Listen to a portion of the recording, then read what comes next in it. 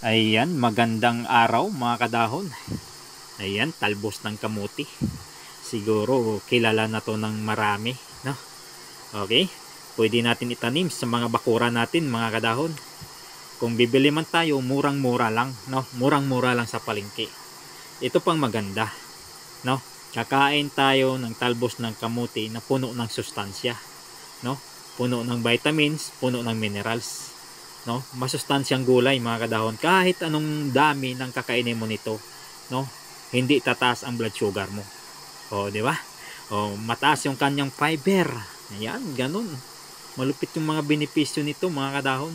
Mataas yung kanyang fiber. Ibig sabihin, no, maganda sa tiyan. No, hindi tayo magiging constipated, no.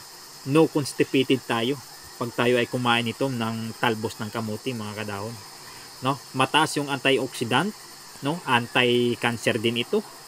Ganun kaganda. May vitamin E siya, vitamin C, vitamin K, may magnesium siya, may potassium siya. Ganun kalupit yung talbos ng kamuti mga kadahon.